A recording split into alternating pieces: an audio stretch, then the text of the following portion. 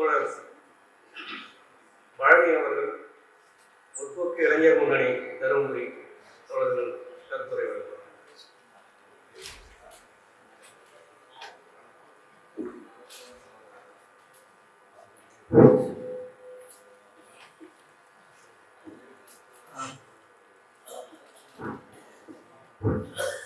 தேர்தலை பற்றி விவாதிப்பதற்கான ஒரு மாபெரும் அரங்க கூட்டத்தை ஏற்பாடு செய்து தலைமை பொறுப்பேற்று நடத்தி கொண்டிருக்கும் மக்கள் ஜனநாயக இளைஞர் கழகத்தின் மாநில அமைப்பாளர் தேவச்சந்திரன் அவர்களே, எனக்கு முன்னால் உரையாற்றிய எனது அறிவித்தவர்களே, எனக்கு பின்னால் உரையாற்ற இருக்கின்ற தோழர்களே, உங்கள் அனைவருக்கும் நான் சார்ந்துள்ள முற்போக்கு இளைஞர் முன்னணி சார்பாக இந்த மாலை நேரத்திலே சிவப்படத்தை உரிதாக்கி நாடாளுமன்றம் குறித்து ஒரு பாட்டாளிகளுடைய இயக்கம் என்ன மாதிரியான அணுகுமுறைகளை மேற்கொள்ள வேண்டும், நாம் இதை எங்கிருந்து பெற்றுக்கொள்ள வேண்டும், குறிப்பாக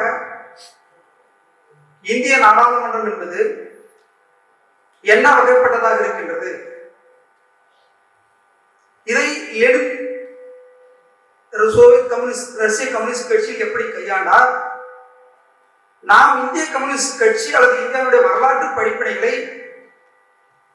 எப்படி கையாள வேண்டும், நாம் எதை சரியாக செய்திருக்கிறோம், எதை தவறாக செய்திருக்கிறோம், நாம் எதை படிப்பினைகளாக எடுத்துக்கொள்ள வேண்டும், எதை நோக்கி முன்னேற வேண்டும், இதை பற்றி மிக விரிவாக பேச நேரம் இல்லை. ஒரு குறைந்தபட்ச நேரத்தில் ஒரு குறைந்த அளவிலே முன்வைக்க கடமைப்பட்டிருக்கிறோம்.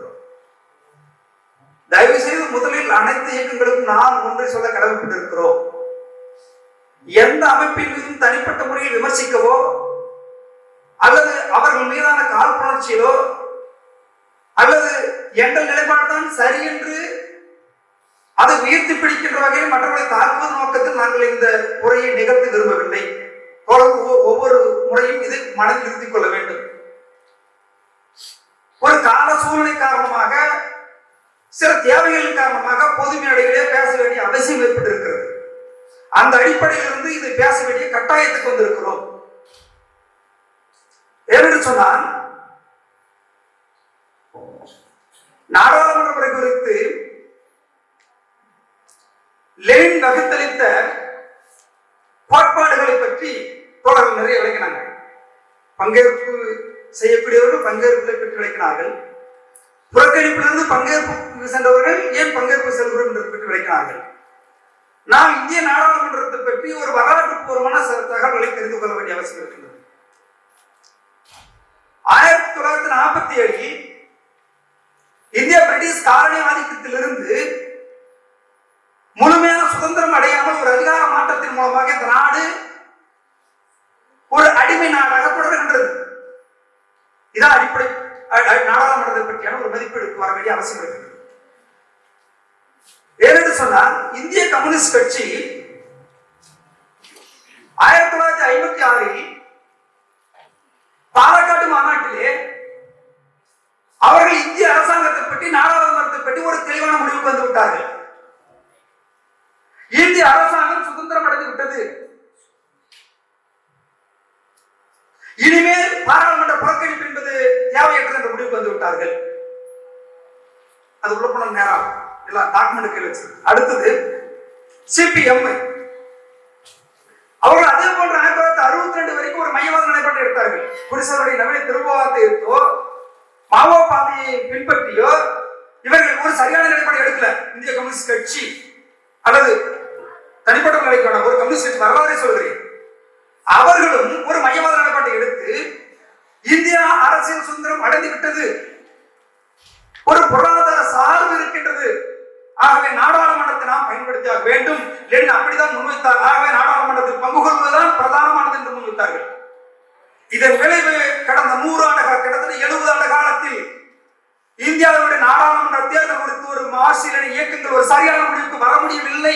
அவர்கள் நிரந்தரமான பங்கேற்பு சென்றார்கள். லெனின் கடுமையாக விமர்சித்திருக்கிறார். நிரந்தர பங்கேற்பு என்பது இன்னும் சொல்ல போனால் அவர் லெனின் மொழியில சொல்றாங்க, பாராளுமன்றம் என்பது எவ்வளவு ஜனநாயகமாக இருந்தாலும், எவ்வளவு சுதந்திரமாக இருந்தாலும், அதனுடைய சாரப்பொருள் என்பது 5 ஆண்டுகளுக்கு 6 ஆண்டுகளுக்கு ஒரு முறை நம்மை யார் சுரண்டுவது ஒடுக்குவது என்பதை தேர்ந்தெடுப்பதற்கான அதிகாரம் தான் இந்த நாடாளுமன்றத்துடைய வேலை. மக்களை ஒடுக்குவதற்கான சட்டங்களும் திட்டங்களும் திரைக்கு பின்னால் உருவாக்கப்படுகிறது. ஆகவே எவ்வளவு தூய ஜனநாயக நாடாளுமன்றமாக இருந்தாலும் அது வரலாற்று வழியில் காலாவதியாகிவிட்டது என்று லெனின் அடித்து கூறினார். அவர் சொன்னார், அந்த வரலாற்று வழியில் காலாவதியாகிவிட்டது. என்ன நேரம் குறைவா இருக்கு, டக்கு முடிச்சுட்டு போறா, தோழர்கள் வேகமாக நினைக்காதீங்க. வரலாற்று வழியில் காலாவதியாகி விட்டது என்று சொன்னால், கடந்த காலங்களில் இருந்த மன்னராட்சியில் இருந்து எப்படி முதலாளித்துவ பாராளுமன்றம் உருவாகின்றதோ அந்த பாராளுமன்ற அமைப்புக்கு மாற்றாக ஒரு முன்னேறிய சுவைத்தொழில் ஆட்சி உருவாகிவிட்டது. ஆகவே கடந்த காலத்தில் இருந்த அந்த பின்தங்கிய முதலாளித்துவ பாராளுமன்றம் வரலாற்று வழியில் காலாவதியாகி விட்டது. அது முதலாளித்துவ சுரண்டலில் இருந்து பாராளுமன்றத்தை மீட்காது. பாராளுமன்றத்தை மீட்பதற்கும் ஒரே வழி அது சுவைத்தொழில் ஆட்சி முறைதான் என்று முன்வைத்தார். ஆகவேதான் வரலாற்று வழியில் பாராளுமன்றம் காலாவதியாகி விட்டது என்று முன்வைத்தார். அதே அடிப்படையில் அனைத்து நாடுகளும் தன்னுடைய கொள்கைகளை வகுத்துக் கொள்ளலாமா அப்படின்றது அதை கிளியரா கோட் பண்ணிருக்கிறார். எங்க இருக்கிறாரு, அதிலிருந்து ஒரு முடிவுக்கு வரக்கூடாது. ஒவ்வொரு நாடுகளிலும் சொந்த நிலைமைகளில் கணக்கெடுத்துக் கொண்டு அரசியல் ரீதியாக காலாவதியாகி விட்டதா இல்லையா என்பதை பொறுத்துத்தான் அந்த நாட்டில் பாராளுமன்றத்தில் பங்கு கொள்ளலாமா புறக்கணிக்கலாமா என்ற முடிவை எடுத்து முன்வைத்தார். கடந்த காலங்களில் இந்திய வரலாற்றில் கம்யூனிஸ்ட் கட்சிகள் அப்படி ஒரு தேர்தல் செய்யறதுக்கு உருவாக்கி இருக்கிறார்களா என்று பார்த்தால் கட்டாயமாக இல்லை என்று சொல்ல முடியும். ஏனென்று சொன்னால் பாராளுமன்றத்தில் உள்ளே சென்றவர்கள் எல்லாம் பாராளுமன்றவாதிகளாக மாறிவிட்டார்கள். ஆகவேதான் பாராளுமன்ற பாதை ஒரு பாராளுமன்ற வாதம் இது வலது விலகல் என்று லெனின் கண்டித்ததை போல் நாம் இப்போது மீண்டும் கண்டிக்கிறோம். பாராளுமன்றத்தை சுற்றி சுற்றியே வந்து அல்லது பாராளுமன்றத்தின் மூலமாக அனைத்து பிரச்சனையும் தீர்க்க முடியும் என்று கருதுகின்ற மாயையை, பாராளுமன்றத்தின் மீதான நம்பிக்கையை மக்களுக்கு மேலும் மேலும் அதிகப்படுத்துவது என்பது ஒரு பாராளுமன்ற வாதம். ஆகவேதான் பாராளுமன்ற அந்த நிரந்தர பங்கேற்பு மிக தவறானது என்று முன்வைக்கிறோம். இன்னொரு பக்கம் பாராளுமன்றத்தில் நிரந்தர புறக்கணிப்பு லெனின் சொல்றார். பாராளுமன்றத்தில் நிரந்தர புறக்கணிப்பு தவறு என்று முன்வைக்கிறார்.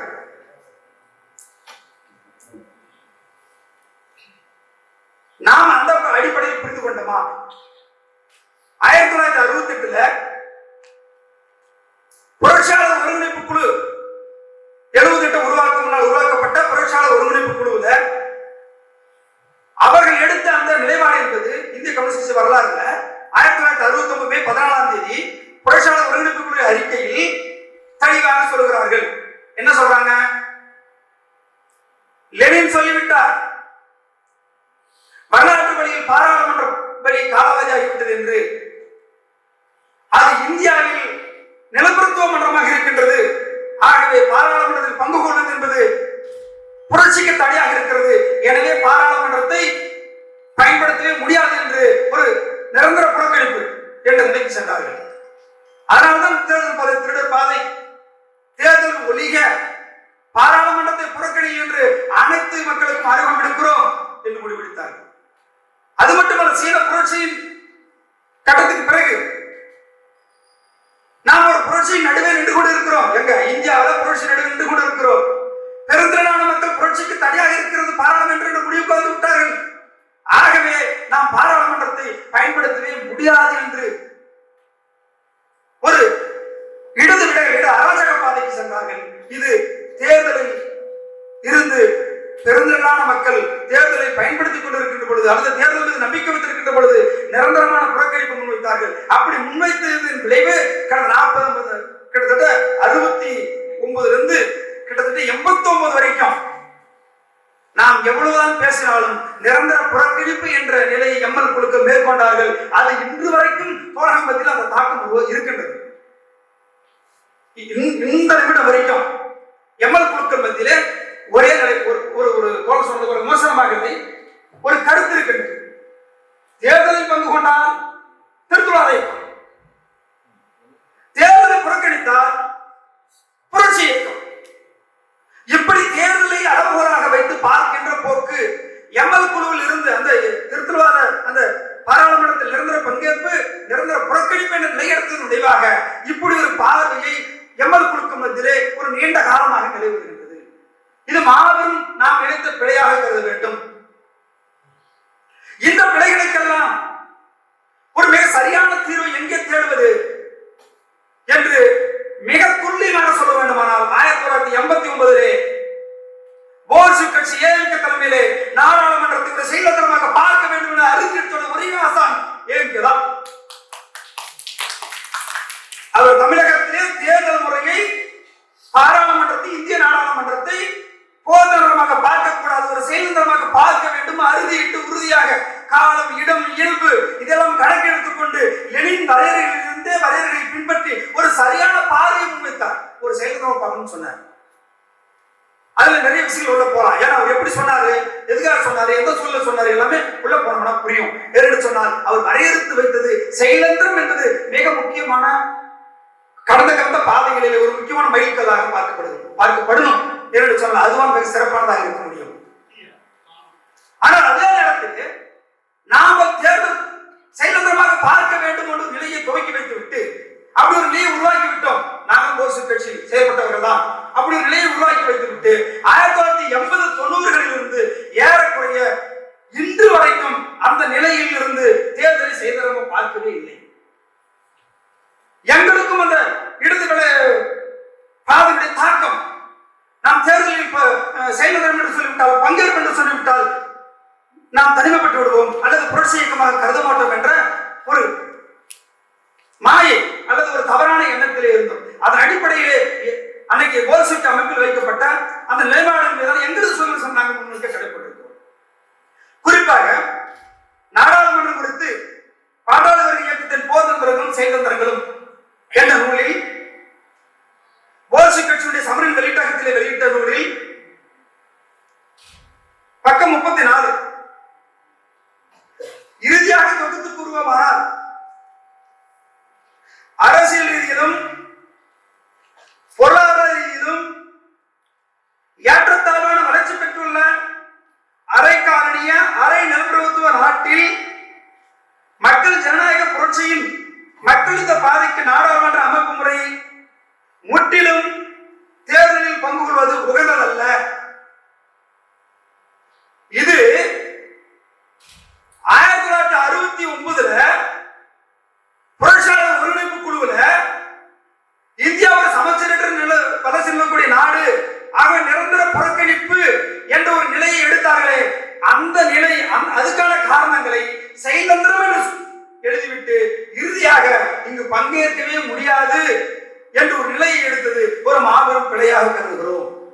அதனாலதான் ஒரு 80-90 கிட்டத்தட்ட 2025-26 வரைக்கும் 18-20 வரைக்கும் ஏன் நேரடி புறக்கணிப்பு மட்டும் ஈடுபடுறோம், புறக்கணிப்புன்னு பேசுறோம். அப்படி பேசுறது விரட்டுத்தனமானது, ஒரு அனுபவவாதம். அப்படி பேசுறதுக்கு அடிப்படை நமது அடிப்படை ஆவணத்தில் இருக்கின்றது. ஆகவே நாம் அடிப்படை ஆவணத்தை முதலில் நாம் சீர்திட்டு பார்க்க வேண்டுமானால் அதை சுலபமாக பார்க்க வேண்டும் என்று கருதுகிறோம். அந்த அடிப்படையில் பார்த்தால்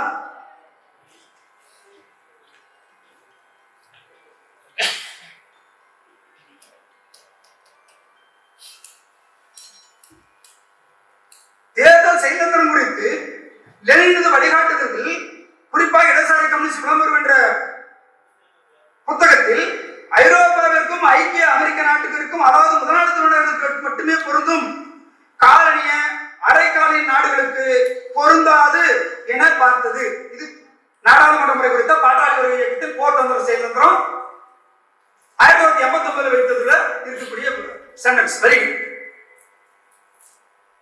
பக்கம் 18. அப்போ லெனின் வகுத்து வைத்த வழிமுறை என்பது ஐரோப்பிய நாடுகளுக்கு அல்லது முதலாளித்துவ நாடுகளுக்கு மட்டும்தான் பொருந்தும், இந்தியாவோட நாடுகளுக்கு பொருந்தாது என்று சொல்வது லெனினத்தை மறுப்பதாகும். லெனின் எங்குமே அவர் சொல்லல. அடுத்த வரைக்கும் போகும். லெனின் 1920ஆம் ஆண்டு 3ஆம் அகிலத்தின் 2வது காங்கிரஸில் முன்வைத்த காலனி நாடுகளின் தேசிய விடுதலை குறித்த ஆய்வுரை என்ற புத்தகத்தில் இதுவரை பாட்டாளி இயக்கம் கண்டு வந்த அல்லது நடத்திய போராட்ட அனுபவங்களிலிருந்து, நாடாளுமன்ற போராட்ட அனுபவங்களில் இருந்து படிப்படிகளை கற்றுக்கொண்டு ஒவ்வொரு நாளும் ஒரு குறிப்பான சொல்லி மதிப்பீடு செய்து ஒரு நிலைக்கு வர வேண்டும் என்று முன்வைத்தார். ஆனால் நாம் 1989 எடுத்த அந்த நாடாளுமன்றம் குறித்த நிலைப்பாட்டில் லெனினியத்தை புறக்கணித்தோம். அந்த இடத்துல அந்த குறிப்பான சூழ்நிலையில் பங்கெடுப்பது என்பதோ அல்லது லெனின் வைத்த ஆராய்ச்சி உரைகள் காலனி நாடுகளுக்கு தேச விடுதலை பற்றியான ஆராய்ச்சி உரையை நாம் கணக்கெடுத்துக் கொள்ளவில்லை. அதுல அவர் சொல்றாரு, மோசடியாக வகுப்பதாக நாடாளுமன்றத்தை நிறுவி மக்களது ஏகாதிபத்திய எதிர்ப்பு போராட்ட உணர்வை மழுங்கடித்ததையோ 1947 புதிய காலனிய கொள்ளைக்காக ஒரு சுதந்திரமான நாடாளுமன்றத்தை நிறுவி மக்களை இந்த நாடாளுமன்றத்தின் மீது நம்பிக்கை உணர்வை ஏற்படுத்துவதையோ அது தரமளித்துவ காலனி ஆதிக்கத்தை மறைப்பதற்கான அரசியல் நிறுவனம் என்பதையோ அரசியல் ரீதியாக அம்பலப்படுத்த தவறியது. மக்கள் மீது அது ஏற்படுத்திய அரசியல் ரீதியாக காலாவதியாகாத நாடாளுமன்றத்தை போலி நாடாளுமன்றம் என்று ஒதுக்கி நிரந்தரமான புறக்கணிப்பை மேற்கொண்டோம். பெருவாரியான மக்களுக்கு அதுல இருந்து கடிதம் பின்னால் போலாம். பெருவாரியான மக்களுக்கு நாடாளுமன்றத்தின் மீது இருக்கின்ற நம்பிக்கையை லெனின் எங்குமே சொல்லல. நாடாளுமன்றம் போலியானது, போலியானது அவர் சொல்லல. நாடாளுமன்றம் முதலாளித்துவத்தினுடைய உயர்ந்த அந்த வடிவம் அது. இன்னைக்கு இருக்கிற நாடாளுமன்றம் இந்த நாட்டு மக்களுக்கானது இல்ல, இது முதலாளிகளுக்கானது. அது நாடாளுமன்றத்தின் உண்மையான சாரப்பொருள் என்னன்றது லெனின் வளர்க்கிறாரு. அரசு குடும்பம் தனிச்சொத்து ஆகியவற்றின் தோற்றமிட்ட நூலில் எங்கெல்ஸ் தெளிவிக்கிறார். பாராளுமன்ற பண்டிகள் தொழுவோம் அராஜகவாதிகளிடமிருந்து யாரு காவதிஸ்ட் போன்றவர்களுக்கெல்லாம் ஒரு கிளுகிழப்பு பொம்மையாக இருந்தது. எங்களுக்கு அது மிக சரியாக பயன்படுத்துவதற்கான சூழலாக நாங்கள் பார்க்கறது. ஆகவே இதுல பங்கேற்பு என்பது எப்படி பார்க்கணும், புறக்கணிப்பு எப்படி பார்க்கணும்னு மார்க்ஸ் எழுதியிருக்கிறாரு. அதை வலியுறுத்தி லெனின் எழுதியிருக்கிறார். அதனுடைய நூல், அந்த நூலை கூட எழுதியிருக்கிறார், எப்படி எல்லாம் பங்கேற்கணும் புறக்கணிக்கணும்னு சொல்லி. ஆனா நாம இந்திய நாடாளுமன்றத்தில் பெருவாரியான மக்கள் பங்கெடுத்துக் கொண்டிருக்கின்ற பொழுது, நாடாளுமன்றத்தில் வாக்களித்து தனக்கான ஒடுக்குமுறையாளனை தேர்ந்தெடுக்கின்ற ஒரு நிலை இருக்கின்ற பொழுது ஒரு பாட்டாளி இயக்கம் இது போலியானது என்று ஒதுக்கிக் கொள்வது நாடாளுமன்ற புறக்கணிப்பு என்று நாம் நினைத்திருந்தோம். இது நாடாளுமன்ற புறக்கணிப்பு அல்ல. லெனின் சொன்ன அடிப்படையில் பார்த்தால் தோழர்கள் நிறைய விலகினாங்க.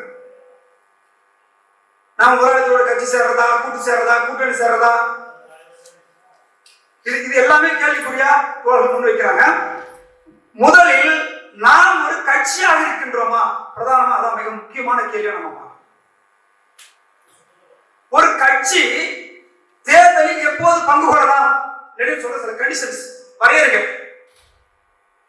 தேர்தலில் எப்போது பங்கு கொள்ளலாம் என்று சொன்னால், புரட்சி அலை இறங்கி இருக்கின்ற பொழுது, வர்க்க போராட்டத்துடைய பலம் பலவீனத்தில் பாடாளர் இயக்கம் பலம் கொண்டிருக்கின்ற பொழுது, பெருந்திரளான கிராமத்தர மக்கள் இன்னமும் பாராளுமன்றத்தின் மீது நம்பிக்கை வைத்திருக்கின்ற பொழுது, பாதிரிமார்கள் பாராளுமன்றத்தின் மீது நம்பிக்கை வைத்திருக்கின்ற பொழுது, நாம் பாராளுமன்றத்தில் பங்கு கொண்டு பாராளுமன்றத்தினுடைய அந்த முறையை கலைப்பதற்காக பிரச்சார மேடையாக பயன்படுத்த வேண்டும் என்று சொன்னார்.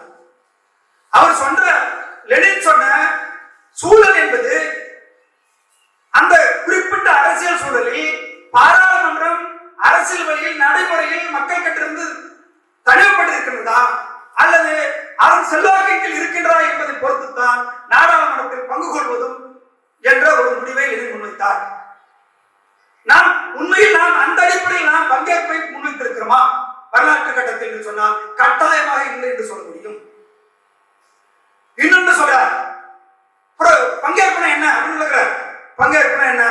நாங்க 3 தேர்தல் வேட்புமனு போடுறோம் போல, நாங்க 5 தேர்தல் போடுறோம் போல, நாங்க ஒரு கூட்டணி வச்சிருக்கோம் போல, எங்களுக்கு ஒரு 5 கொடுக்குறோம் போல, இல்ல இன்னொரு 10 கொடுப்பாங்க. இதுதான் பங்கேற்பு. ஆக்டிவ் பார்ட்டிசிபேஷன் என்றால் செயல்பூர்வமான பங்கேற்பு என்று சொல்கிறார். ஒரு கட்சி, ஒரு பாட்டாளர் இயக்கம் தன் கொள்கையில் உறுதியாக இருந்தால் ஆளும் வர்க்கத்தினுடைய கொள்கைகளை தகர்ப்பதற்கு நாடாளுமன்றத்தை பிரச்சார மேடையாக பயன்படுத்துவதற்கு தயங்கக்கூடாது. தன் கொள்கையில் ஃபர்ஸ்ட் நீங்க ஒரு கட்சி இருக்கணும். முதல்ல கட்சியான ஒரு புரோகிராம் இருக்கணும், ஒரு போர் தந்திரம் இருக்க வேண்டும், அதை செயல்படுத்துவதற்கு ஒரு செயல் தந்திரம் இருக்க வேண்டும், அதை நடைமுறைப்படுத்துவதற்கு கட்சி இருக்க வேண்டும், அதற்கான ஊழியர்கள் இருக்க வேண்டும். தேர்தலில் பங்கேற்பு என்று சொன்னால் நாம் சொல்ற பாருங்க, நம்ம சொல்லிக்கலாம் 10,000 நோட்டீஸ் போட போல,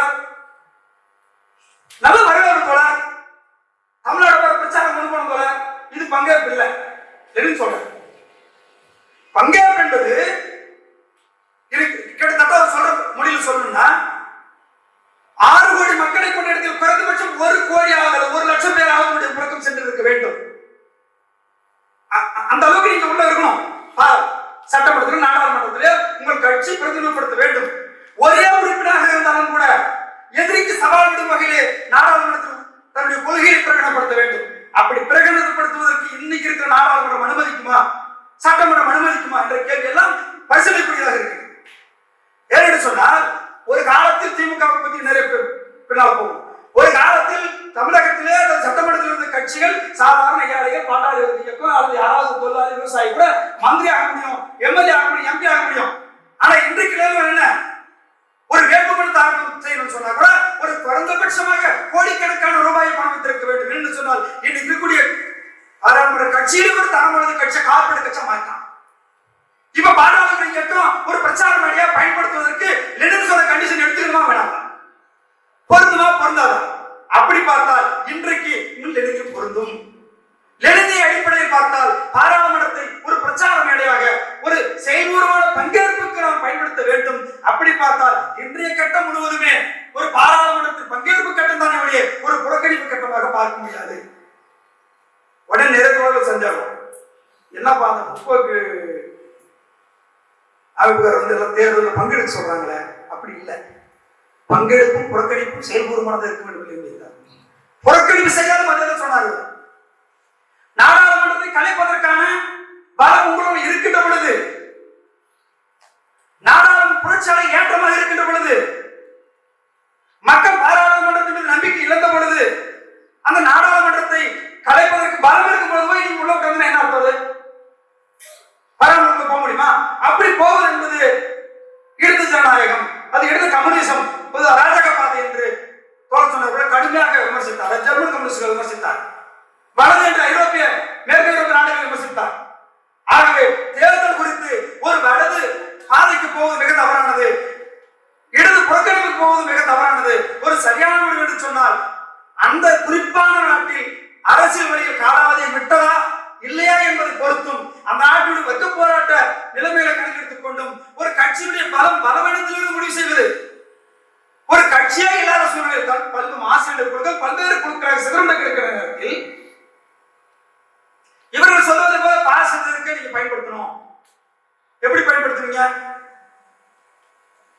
ஒரு கட்சி என்றால் என்ன கட்சி இருக்கா தமிழ்நாட்டில்? மனசோடு சொல்லுங்க. ஒவ்வொரு அமைப்புகளும் வெளிப்படையாக சொல்லுங்க. நாங்க பார்ட்டி வச்சிருக்கிறோம், இந்த கட்சி இந்த கொள்கையின் அடிப்படையில் இவ்வளவு உறுப்பினர்கள் அல்லது இவ்வளவு கான்பிடண்டா நாங்கள் படைகள் வைத்திருக்கிறோம், ராணுவ வைத்திருக்கிறோம். ஒரு கட்சி என்னென்ன அளவுகளுக்கு தோழர்களுக்கு தெரியும். அந்த அடிப்படையில் இருக்கின்றோமா என்று சொன்னால் யாருமே வருகைக்கு சொல்ல முடியாது. ஒரு கட்சி கட்டுரை நிலையில் இருக்கின்ற சூழலில் நாடாளுமன்றத்தில் சட்டமன்றத்தில் பங்கு கொள்கின்ற முதலாளித்துவ இயக்கங்களை நாம் பயன்படுத்துகின்ற அளவுக்கு பலம் பெற்று இருக்க வேண்டும் சொன்னால் கட்டாயமாக இல்லை. நாம் அவர்கள் நம்மளை பயன்படுத்துகிறார்கள். இன்னும் சொல்ல போனால் நிர்வாக ஆசிரியர் குழுக்கள் திமுக ஆதரிப்பதையோ அல்லது இந்தியா கூட்டணி ஆதரிப்பதையோ அது முதலமைச்சர் வரைக்கும் போதல்லன்னு தெரியாது. அந்த அளவுக்கு நம்மள ஒரு சக்தியாக மதிப்பீடு பண்ணல. யாரு கமல் நம்மள மட்டும் இல்ல, காலம் பூரா கூடவே இருந்த சனாதன எதிர்ப்பு பேசின விடுதலை சிறுத்தைகளை அவங்க வந்து பொருட்படுத்தல. நாங்க சொல்றதை கேட்டு நிர்பந்திக்கிறாங்க. காலம்புறம் கூடவே இருந்த தொழிலாளர் விவசாய இயக்கங்கள் சிபிஐ சிபிஎம் போன்ற இயக்கங்களை பொருட்படுத்த மாட்டேங்கிறாங்க. ஏன்னா கூட்டணி பேரம் பேசும்போது இவங்களை வச்சா பேசுனாங்க கிடையாது. எங்க போனாங்க? அவங்க நேரே பிரகடனத்தை கூட 10 சீட் கொடுக்குறாங்க, காங்கிரஸ் கூட 30 சீட் கொடுக்குறாங்க. எல்லாம் ஒரு திரைமறை நடக்குது. அப்ப இப்படிப்பட்ட சூழ்நிலையில் ஒரு பாட்டாளர் இயக்கம் சுயேட்சையான பங்காற்றுவதற்கு, சுயேட்சையாக கட்சி கட்டுவதற்காக பயன்படுத்த வேண்டிய மொழிய நாம் இருக்கின்ற அமைப்பு முறைக்குள்ள ஏதாவது ஓட்டு போடக்கூடாது. இப்படின்னு ஒரு நிலை எடுப்பது மிக தவறான நிலைக்கு கொண்டு செல்லும். பாசிசத்தை வீழ்த்துவதற்கு பாசிசம் எப்படி வந்துச்சு? பாசிசத்தின் அடிப்படையில் என்ன? ஒரு சாரர் மேற்கட்டுமானத்தை பார்க்கிறார்கள், ஒரு சாரர் அடித்தளத்தை பார்க்கின்றார்கள். பாசிசத்தை இரண்டும் பார்க்க வேண்டும், சரிதான். ஆனால் அடித்தளம் தான் பிரதானமானது, அது மறந்துவிடாது. நீங்கள் பாசிச ஆட்சியை வீழ்த்த வேண்டும் என்று நினைத்தால், பிஜேபி ஆட்சியை வீழ்த்த வேண்டும் என்று நினைத்தால் மோடியை வீழ்த்தலாம், பிஜேபி விட்டு கிடப்பலாம். ஆனால் பாசிச ஆட்சி அமைப்பு நொறுக்கவே முடியாது. பாராளுமன்றத்தின் மூலமாகத்தான் பாசிச ஆட்சி முறை கட்டமைக்கப்படுகிறது. அது எந்த கட்சி ஆட்சிக்கு வந்தாலும் அது பாசிச ஆட்சி அமைப்பை கட்டியமைப்பது நிதி மூலதன ஆதிக்கத்திலிருந்து தான் கட்டியமைக்கப்படுகிறது. காங்கிரஸ் கட்சி தேசிய ஒருமைப்பாடு, அவர்கள் தேசிய சுயமை வரையினார்களா? இல்ல காங்கிரஸ் கட்சி என்ன மக்களுக்கான கொள்கையை முன்வைத்தார்களா? எந்த அடிப்படையில் காங்கிரஸ் கட்சியை பார்ப்பது, எந்த அடிப்படையில் திமுகவை பார்ப்பது? திமுக கட்சி அன்னைக்கு ஒரு தரம் வாய்ந்த கட்சியாக மாறிவிட்டது. நீங்க நினைக்கிற மாதிரி இல்ல. காங்கிரஸ் கட்சியும் அதே போலதான் கடந்த 5 ஆண்டுகாலத்தில் நடந்திருக்குது. பிஜேபி சொன்னீங்கல்ல, பிஜேபி வரக்கூடாது என்று மாற்று கருத்து இல்லை. ஆனால் பாசிசம் வீழ்த்துவதற்கு, பிஜேபியை வீழ்த்துவதற்கு திமுக தான் தேவை என்பதை நான் மறுக்கிறோம். பாசிசத்தை எங்காவது திமுக அவருடைய அணிகளை பற்றி போராடி இருக்கிறார்களா? போராட மாட்டார்கள். நாளைக்கு அவர்களுக்கு ஆபத்தாக மாறும். ஆகவேதான் பிஜேபி வீழ்ந்து வேண்டுமானால் தேர்தலில் மட்டுமல்ல, ஒரு பாராளுமன்றத்தை ஒரு கட்சி கட்டுவதன் மூலமாக தான், ஒரு தனக்கான ஒரு புரோகிராம் உருவாக்குவதன் மூலமாகத்தான், தனக்கான லட்சியத்தை உருவாக்குவதன் மூலமாகத்தான் நாம் ஆளுநர் கேட்களை பயன்படுத்த முடியும். மொழிய அவர்கள் நம்மளை பயன்படுத்துவதற்கு நாம் செல்வது ஒரு கோட்பாடுக்கான உடன்பாடாக இருக்க முடியாது. சில நேரங்களில் தவிர்க்க முடியாமல் ஒரு ஒப்பந்தம் போட்டு வேணா பண்ணலாம். ஆனா கட்டாயமாக நாம் அவர்கள் பின்னால் சென்று கறந்து விடுவோம் ஒழிய நாம் ஒரு சொந்த சுயேட்சை ஒரு கொள்கையை உருவாக்குவதற்கு, நாடாளுமன்றம் குறித்தான ஒரு நிலைப்பாடு உருவாக்குவதற்கு நாம் தேர்தலில் பங்கு கொண்டிருக்கக்கூடிய கட்சிகளுடைய இறுதி நிற்பதன் மூலமாக சாத்தியமில்லை. ஒரு கட்சி கட்டுவது சாத்தியமில்லை. ஐக்கிய முன்னணி எல்லாம் என்னன்னா நம்ம தனித்தனிக்கிறோம். சரி, யாரோடு யாரும் முன்னிற்பது? நமக்கு இடையிலான ஒரு பொது வரையறை, ஒரு பொது புரோகிராம், ஒரு உடன்பாடு இருக்க வேண்டும். அப்பதான் நீங்க ஒரு முன்னணி உருவாக்க முடியும். காங்கிரஸ் கட்சியோட திமுகவோட சேர்ந்து ஓட்டு அவங்க ஓட் பேங்க் உருவாக்குற நிலையில, அல்லது அவர்களோடு கூட்டணி வைத்துக் கொண்டு அவர்களுக்கு சேவை செய்கிற வகையில் இருக்கின்ற ஒரு அமைப்பும், தேர்தலில் நிரந்தரமான புறக்கணிப்பு எடுக்கிற ஒரு அமைப்பும், அல்லது தேர்தலில் சீர்திருத்துகிற ஒரு அமைப்பும் ஒன்றாக இணைந்து ஒரு ஐக்கிய முன்னணி உருவாக்க முடியாது. ஐக்கிய முன்னணி என்பது ஒரு ஒற்றை கொள்கை அடிப்படையில், ஒரு குறைந்தபட்ச திட்டத்தின் அடிப்படையில், யாருக்கு எதிராக எந்த வர்க்கத்தின் அடிப்படையில் என்று எந்த வர்க்க கட்சிகள் ஒன்றிணைகிறது என்பதுதான் மிக பிரதானமானது. அப்பதான் ஐக்கிய முன்னணி உருவாக்க முடியும். இந்த அடிப்படையில் ஒரு ஐக்கிய முன்னணி உருவாக்குவதுதான் நமது நோக்கம். அந்த அடிப்படையில் தான் ஒரு ஐக்கிய முன்னணியை மாற்றாக, தேர்தலுக்கு மாற்றாக, அல்லது இன்னைக்கு இருக்கக்கூடிய அரசியல் கட்சிகளுக்கு மாற்றாக நாம் உருவாக்க முடியும் என்று நாம் கருதுகிறோம். ஒரு கட்சி கட்டுவது, ஐக்கிய முன்னணி உருவாக்குவது, இது எல்லாமே ஒரு மாசின் அடிப்படையில் நாம் புரிந்து கொள்ள வேண்டும். அதன் அடிப்படையில் தேர்தலில் பங்கேற்பும் புறக்கணிப்பும் நாம் மேற்கொள்ள வேண்டும் என்று நாங்கள் கருதுகிறோம். அந்த அடிப்படையில் பார்த்தால் தற்போது பாஜக வந்திருக்கக்கூடிய நிலைப்பாடு என்பது ஒரு மாசில் வகைப்பட்டதாக பார்க்க முடியாது. எந்த இடத்திலும், எந்த ஒரு பகுதியிலுமே லெனின் தேர்தல் சீர்திருத்தம் கோரவில்லை, அல்லது பங்கேற்புக்கும் புறக்கணிப்புக்கும் தேர்தல் சீர்திருத்தம் முன்வைக்கவில்லை. அப்ப அவர் முன்வைத்த கண்டிஷன்ஸ் அல்லது வரையறைகள் என்பது வேறு, தேர்தல் சீர்திருத்தம் என்பது வேறு. நீங்கள் வைக்கிற தேர்தல் சீர்திருத்தம் என்பது விகிதாசார அடிப்படையில் தேர்தல் நடந்தால், இன்னும் சொல்ல போனால் இன்றைக்கு இருக்கக்கூடிய இந்த தேர்தல் முறைதான் பாசிசத்துக்கு வித்திடுது என்று வருகிறீர்கள். இது இந்த அடிப்படை எந்த மாசிலிருந்து பெறப்பட்டது? அப்படி மாசிலிருந்து வழிகாட்டுகிறதா என்று சொன்னால் கட்டாயமாக இல்லை. தேர்தலில் பங்கு கொள்வதும் புறக்கணிப்பதற்கும் லெனின் சொன்ன வரையறை அடிப்படையில் சீர்திருத்தம் அல்ல. சீர்திருத்தத்தை பற்றி லெனின் சொல்றார். சீர்திருத்தம் எப்படி இருக்கணும், சீர்திருத்தத்தை யார் பண்ணணும் லெனின் சொல்றார்.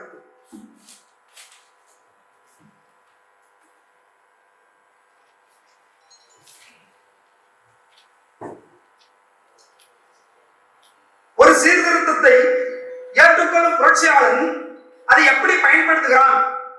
சட்டபூர்வமான வேலையை சட்டவிரோதமான வேலையோடு இணைப்பதற்கான ஒரு உபகரணமாக கருதுகிறான். சட்டப்பூர்வ வாய்ப்பின் பின் நின்று சட்டவிரோதமான வேலையை கொண்டு முதலாளித்துவத்தை தூக்கி எறிவதற்காக பரந்தப்பட்ட மக்களை தயாரிக்கும் பொருட்டு சீர்திருத்தத்தை ஒரு பாட்டாளர் இயக்கம் புரட்சியாளர் பயன்படுத்த வேண்டும். இது லெனின் சொன்னது. நாம் சொல்லுகிற சீர்திருத்தம் இந்த நாடாளுமன்றத்தில், சட்டமன்றத்தில் இந்த நாடாளுமன்றத்தை தூக்கி எறிவதற்கு பயன்படுமா, அல்லது இதை மீதான மாயை உருவாக்க பயன்படுமா? இது மிக முக்கியமான கேள்வி. பின்னால் சொல்லுவாங்க, கட்டாயம் சொல்லி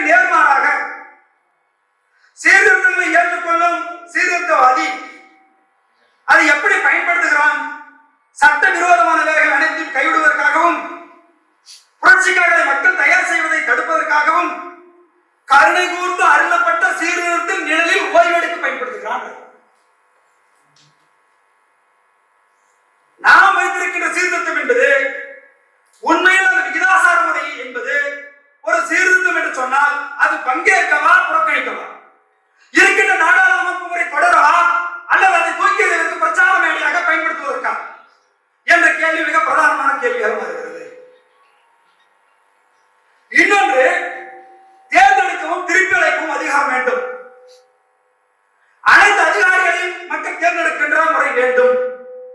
இது மிக உயர்ந்தபட்சமான ஜனநாயகம். இது உயர்ந்தபட்சமான கோரிக்கை. இது இந்த அமைப்பு முறைக்குள் செய்யக்கூடியது அல்ல. ஒரு பாச ஆட்சியாளது ஒரு முதலாளித்துவ நாடாளுமன்ற முறைக்குள் தேர்ந்தெடுக்கும் திருப்பி அழைக்கும் உரிமை கோரவே முடியாது. நீங்க வெறுமனை வெற்று ஜாலங்கள் வேறு வார்த்தைகளால் வைத்துக் கொள்ள முடியாது. உலகத்தில் சோவியத்தோட ஆட்சி முறையில் தான் தேர்ந்தெடுக்கும் திருப்பி அழைக்கும் அதிகாரம் இருக்க முடியும். ஏனென்று சொன்னால் அதனுடைய கம்யூனிகள் அதன் சோவியத் வடிவ அமைப்புல தான் நீங்க அந்த கமிட்டிகளுக்கு மக்கள் கமிட்டிகளுக்கு அதிகாரம் இருக்கும். அங்கதான் தேர்ந்தெடுக்க முடியும். அங்கதான் தேர்ந்தெடுத்த நபர்கள் தவறிக்கின்ற பொழுது திருப்பி அழைக்கின்ற அதிகாரம் மக்கள் கமிட்டிகளுக்கு இருக்கும். முதலாளித்துவ நாடாளுமன்ற முறைக்குள் திருப்பி அழைப்பதற்கான உரிமை கட்டாயமாக இருக்கவே முடியாது. அப்படி கோபத்துக்கு சீர்திருத்தம் பார்க்க முடியாது. தேர்தலுக்கு பிறகு ஒரு புரட்சி மூலமாக ஒரு கம்யூனிட்டி வர வேண்டிய ஒரு திருப்பி அழைக்க வேண்டிய உரிமை அனைத்து அதிகாரிகளையும் தேர்ந்தெடுக்க வேண்டும். சரிதான். எங்க இன்னைக்கு இருக்க நாடாளுமன்ற அமைப்பு முறைக்குள் முடியுமா? இன்னைக்கு இருக்க சட்டமன்ற அமைப்பு முறைக்குள் முடியுமா? அது எப்படி அதிகாரிகள் நிதியை தேர்ந்தெடுக்கிறீங்க? இந்திய அரசியல் கான்ஸ்டிடியூஷன் சட்டம், இந்திய ஆட்சி முறை, இரட்டை ஆட்சி முறை, இதனுடைய வரலாறு கூட எடுத்து பாருங்க. இந்த நாடாளுமன்ற முறைக்குள் இந்த சட்டமன்ற முறைக்குள் அனைத்து அதிகாரிகளையும் தேர்ந்தெடுப்பதற்கான வாய்ப்புகளே கிடையாது. அது லெனின் சொன்ன சோவியத் ஆட்சி முறையில் தான் மக்களுக்கு தேர்ந்தெடுக்கும் திருப்பி அளிக்கும் அதிகாரம் கிடைக்கும்.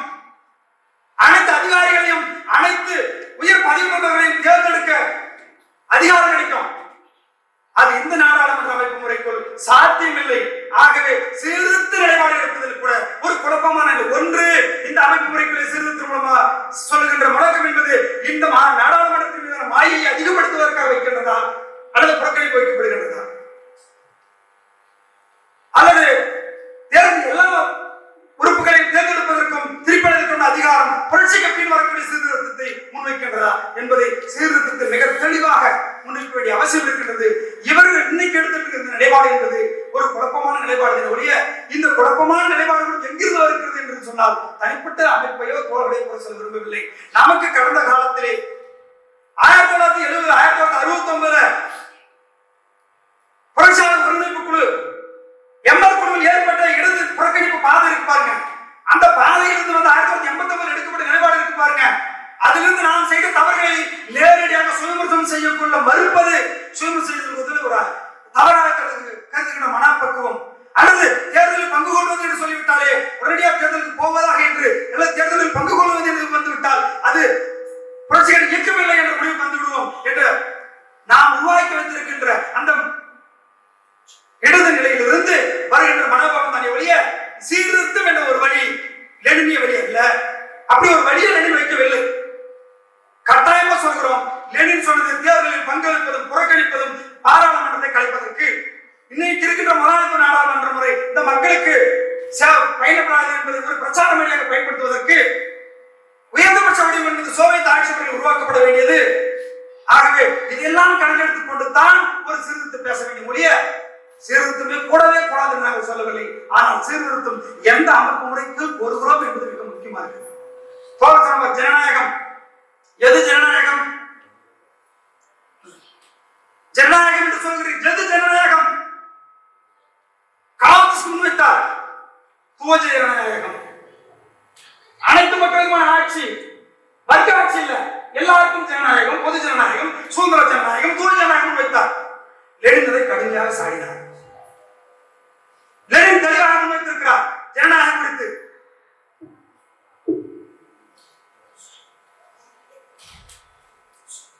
ஜனநாயகம் என்பது முதலாளித்துவ ஜனநாயகம் தான், சுரண்டும் சிறுபான்மையினரின் ஜனநாயகம் தான். அது சுரண்டப்படும் பெரும்பான்மையினரின் உரிமைகளை வெட்டி குறைப்பதின் அடிப்படையில் அமைந்த ஜனநாயகம். சுரண்டப்படும் பெரும்பான்மையினருக்கு எதிராக திரட்டப்பட்டுள்ள ஜனநாயகம். பாட்டாளர்களுக்கு சர்வாதிகார ஆட்சியின் கீழ் தான் சுரண்டப்படுவோருக்கு உண்மையான உரிமைகள் இருப்பது சாத்தியமாகும். அப்போதுதான் பரந்தப்பட்ட தொழிலாளர்களும் விவசாயிகளும் நாட்டை ஆள்கின்ற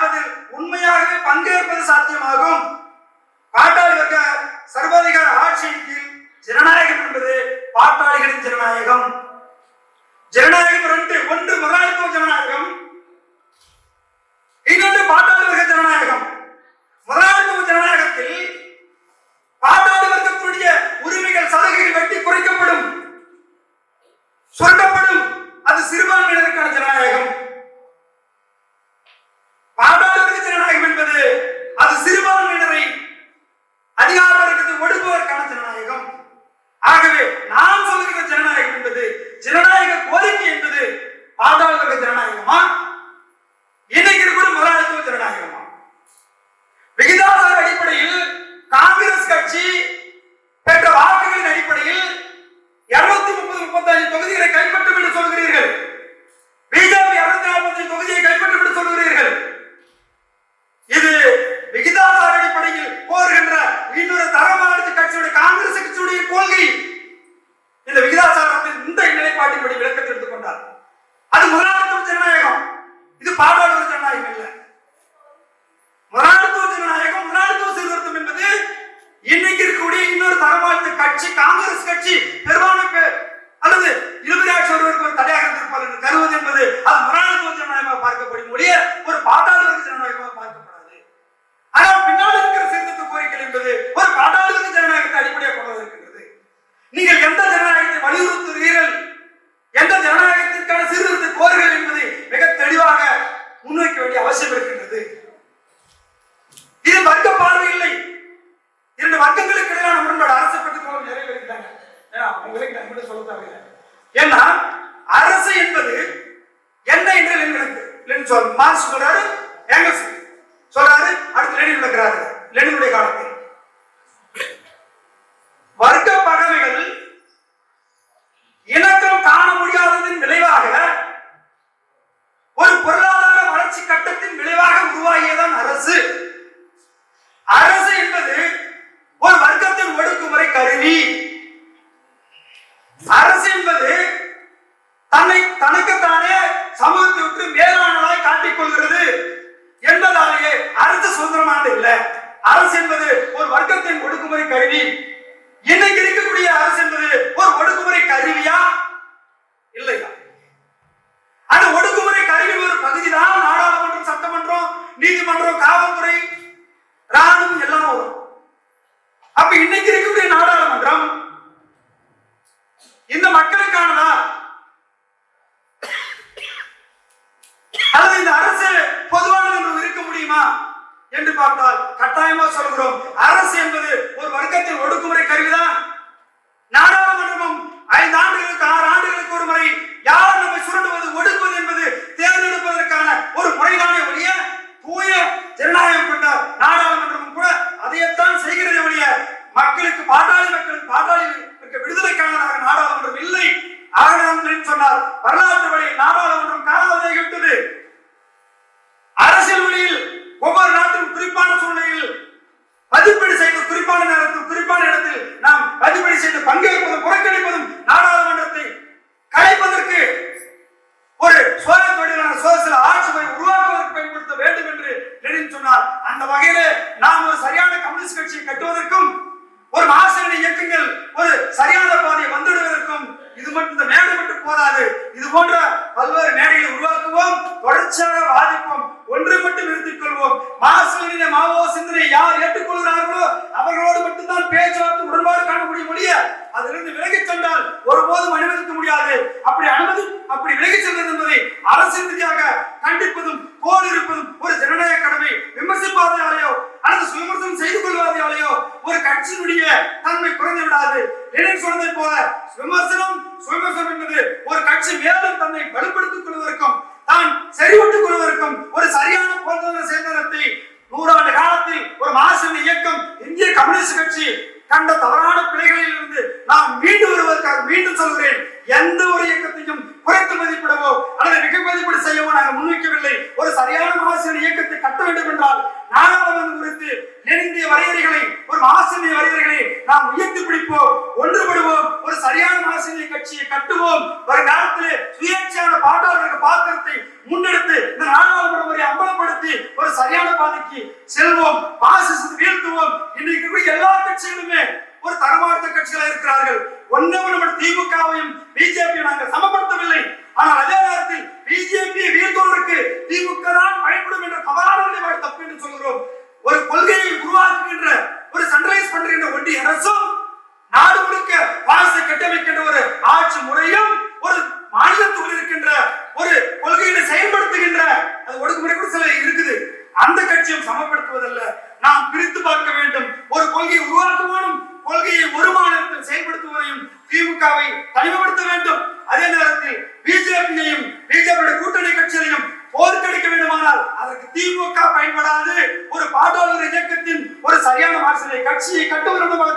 சாதிக்க முடியும். இது கசப்பானதுதான், மிக கடுமையானதுதான்.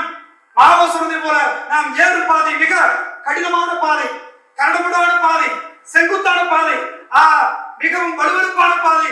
ஆனால் ஏறித்தான் ஆக வேண்டும். கடந்த 100 ஆண்டு காலத்தில் நாம் எதை இழந்தோமோ, 50 ஆண்டு காலத்தில் எதை எம்எல் குழுக்கள் இழந்ததோ, அதை அடைய வேண்டுமானால் மீண்டும் நாம் எழுதி கற்போம். லெனினிடமிருந்து கொள்கையை உருவாக்குவோம். இந்தியாவுடைய பலவீனமான சூழ்நிலைகளில் இருந்து, ஒரு யதார்த்த நிலைகளில் இருந்து, ஒரு அரசியல் பொருளாதார பகுப்பாய்வை முன்வைத்து வர்க்க பகுப்பாய்வு அடிப்படையில் ஒரு திட்டத்தை உருவாக்கி நாம் வெற்றி பெறுவதுதான் ஒரே வழிய நாம் அதற்கு மாற்றான ஒரு வழி என்பது ஒரு சமரச பாதையோ அல்லது அராஜக பாதையோ தீர்வாக இருக்க முடியாது. ஒரு சரியான மாசமே பாதையில் அனைவரும் அணிதிரளுங்கள். தந்த வாய்ப்பு கண்டு மீண்டும் ஒரு முறை உங்களுக்கு இந்த மாதிரி ஒரு வாய்ப்பை உருவாக்கி தந்தமைக்கு நன்றி விடைபெறுகிறோம். வணக்கம்.